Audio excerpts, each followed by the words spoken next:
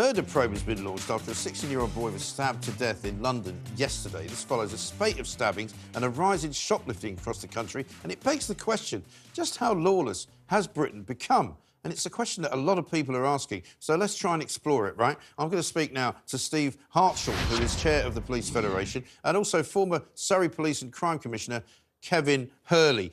Kevin and Steve, welcome to the Independent Republic of Mike Graham. I think one of the things that I suppose sort of grabbed me about this story broke yesterday when I was doing this show just before midday, that a boy of 16 had been stabbed to death in Edmonton, making him the 17th victim, teenage victim of stabbing deaths in the capital city this year alone, which is, you know, an incredibly high number. Let me come to you first, Steve. Because the thing that strikes me about this particular story is that there's hardly a word of it in the papers. I'm looking through the papers this morning, and obviously we had the horrible stabbing last week in Croydon of the young girl who was on her way to school. But hardly anybody's covered this story. It's almost as though we're so used to it now that it's not news anymore.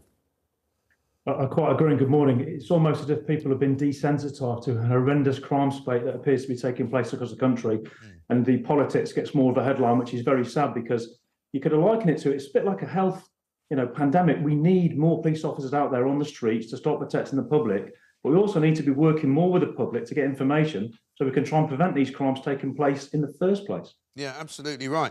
And Kevin, I mean, let me come to you about the knife crime problem. Clearly there's more kids carrying knives. There's clearly more stabbings going on. I mean, I hear all the time when I listen to this station and I watch other shows as well. You know, there's an awful lot of it going on. What do you think is the cause of this sort of huge increase in the numbers of kids carrying knives? Well, let me give you a couple of statistics, then I'll give you the answer. Yeah. In 2008 in London, there were 29 youth murders. By 2012, there were only 8. So that is effectively about 100 less kids murdered and probably 200 or 300 less who've got life imprisonment for joint enterprise murder. What has changed since that date is the continual attack on the morale of street police officers, the actual people who are required to go out there and patrol, but more important, to be nosy, go and face confrontation and do stop and search. For a police officer in the cities or anywhere in the country, stopping and searching is a no-win situation. They know that they're going to face a confrontation, possibly assaulted, possibly complaints, possibly worse, even be disciplined. So what you've seen is a withdrawal of what I would call discretionary goodwill amongst street police officers to go out there and, as we called it, because the reason I say this, I ran Operation Blunt 2 for London that produced that statistic, put hands in pockets. We've now got a police service that has been effectively sliced in half, probably, in terms of its ability to be proactive. The actual patrol shifts are filled with very inexperienced, newly trained officers with no one to show them what to do.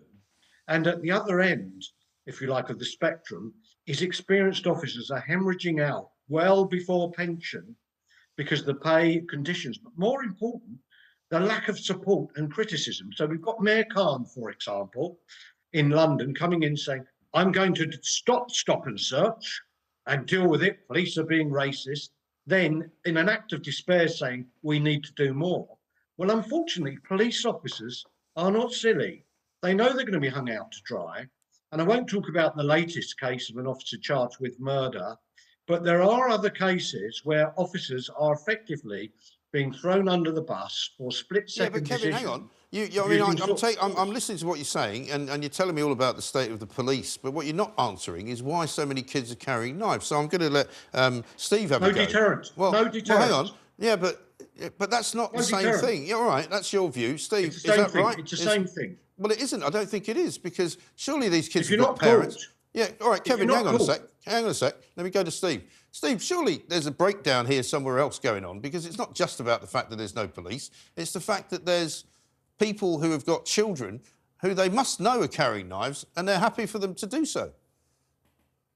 Mike, I wish I had the right answer to your question, because it's a very important question, but you're right, it's not just about police officers, it's about the wider community. For me, this goes right back to when kids should be offered a place at a nursery school, but being educated properly, getting their mental health, getting their physical health dealt with properly, giving them an alternative to going out and committing crime. We need diversionary tactics put in place. We need youth clubs back so we can help kids. I've never accepted that poverty is a precursor to anybody getting into crime. I think that's a misnomer. I think if you give particularly children a way out of impoverished areas, sometimes that might lead into criminality, that's a big diversion. You look at the prison population now, young males involved in high levels of crime because they're not being educated properly. So it's not just a policing problem, it's a wider problem for the entire society to deal with. Yeah. We need to treat it as very, very urgent. Otherwise, we're going to lose generations of kids to the future. Yeah, exactly right. Kevin, and let me come back to you on this, right? You know, I understand what you're saying, and that may well be a part of it, but we've also, you know, you look as if you might even be as old as I am. I lived through the 1970s. There was plenty of poverty in the 1970s. We weren't going around stabbing each other to death. There's a new thing going on. What I suppose I'm going to put to you is I think social media has a role to play in this. I think parents have a role to play in it, and possibly, you know, not so much deprivation as a kind of sense of entitlement, that these kids are walking around with very expensive shoes, they're walking around with very expensive phones, you know, they don't want for very much, and yet we've got a more violent epidemic of teenagers now, I think, than we've ever had. Well, you are correct, and Steve is correct. You know, bottom line, everybody's got to play into this game in terms of what Steve said about diversion and so on. But there's a crisis right now that needs action on. And Mike, one thing that we should bear in mind is the Offensive Weapons Act 1958 was brought in because large numbers of stabbings on the streets of the United Kingdom. So young people carrying knives has always been an issue. The point I'm making is, at this moment in time where it's out of control, you need a significant deterrent effect. And that means people need to know that they're going to be stopped, they're going to be found with a weapon, and they're going to get a really meaningful sentence, i.e. a custodial. And at the current time, because the prisons are full, because of the system we have now of youth courts diverting people from the criminal justice system, 14, 15, 16-year-old kids know there's no deterrent. And you are right, Mike, there's no question of it. This drill music has had a big effect. Social media has carried it. And Steve, again, is equally right, that you've got to get upstream of the problem when kids are 3, 4 with single parenting. Because one of the issues that people forget about much of this knife crime is a large number of the kids involved in it, or even some of the tragic victims, are in fact from single parent families where the male guidance may well be absent. So it's a collective, but the immediate solution now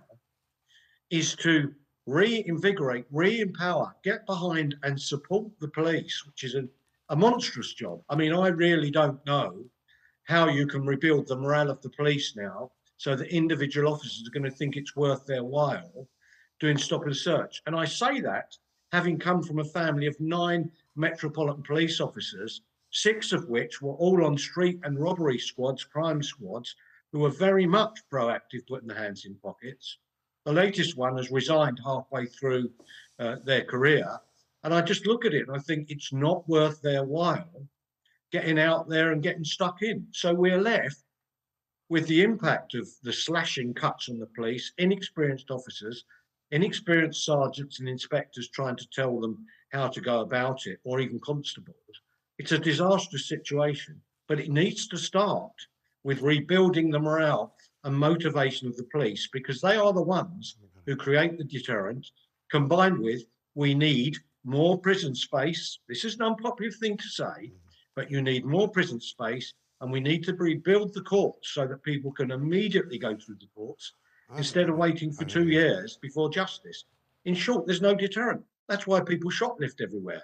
That's why it's so lawless. Well, listen, I'm gonna go back to you guys as well, because I started the show, Steve, with this story of yesterday. I walked into Surrey Quays shopping centre, which you both may know, South East London, and there was a massive bundle going on because a shoplifter was being tackled, and I was quite surprised to see it. At first, I thought they were police, but it turns out they weren't. They were security officers who were actually getting stuck into this guy to stop him from leaving, and actually, you know, were successful in the end. But he sort of of wrestled his way away from them. They got the stuff off him. A few punches were exchanged, a few kicks were exchanged. But there were people standing, this is like 3 o'clock in the afternoon. There were people standing there filming it, people standing there watching it. I don't expect them to help. There was enough security guards. The guy ran away. There were no sign of any cops. There were no police there.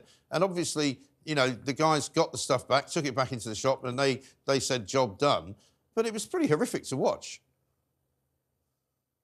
Yeah, and Mike, if I may, you know, full support for the security team doing that job, because it's crucial that they are empowered to be able to act professionally and properly, give them the correct training, give them the equipment they need. That is a brilliant deterrent for anyone that goes into that store now and thinks there's a chance of being tackled here by the front team before people leave the building. Superb. But what we also need, for me, is more police officers out there. If you look at the population of this country, say it's 70 million, that roughly works out at, for the 150,000 cops we've had, something like just under 496 people per police officer.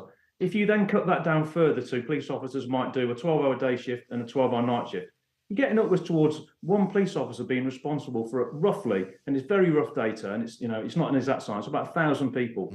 How can you do that? I would struggle sometimes to do with 1 or 2 people on my own when I was fully operational. So we need more cops out there to be able to respond to these kind of events. And as Kevin said, you know, we do need a better judicial system. We need to get people before the courts, give them the relevant disposal they need, be it a caution, be it a conviction, or working with, you know, the shops to actually prevent theft as well, because all these costs get knocked onto members of the public, and that's unacceptable.